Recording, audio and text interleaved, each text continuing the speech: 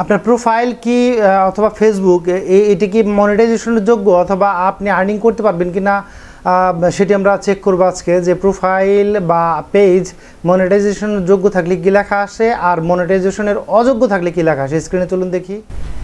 আপনি মোবাইল অথবা পিসি যেখানেই দেখেন না কেন আপনি প্রফেশনাল ড্যাশবোর্ডে ট্যাপ করে বা সেখানে গিয়ে আপনি কিন্তু আপনার আর্নিংটা দেখতে পারেন।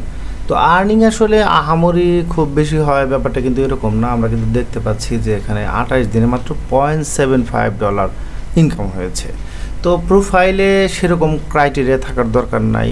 4-5 হাজার ফলোয়ার থাকলেই হয়, 4-5 হাজারও না, 2-3 হাজার ফলোয়ার থাকলেই হয়ে যায়। আপনি নিয়মিত ছবি পোস্ট করবেন, লেখালেখি পোস্ট করবেন, ভিডিও পোস্ট করবেন, অর্থাৎ নিয়মিত অ্যাক্টিভ থাকলেই আপনার প্রোফাইল আপনি মনিটাইজেশন পেতে পারবেন। আর আপত্তিকর কোনো কিছু আপলোড করা যাবে না, এআই দিয়ে জনসাধারণ ক্ষতি হয় এমন কিছু আপলোড করা যাবে না। এভাবে আপনি নিজেও যাচাই করতে পারেন আপনার প্রোফাইল অথবা আপনার কন্টেন্টগুলো মনিটাইজেশনের যোগ্য কিনা।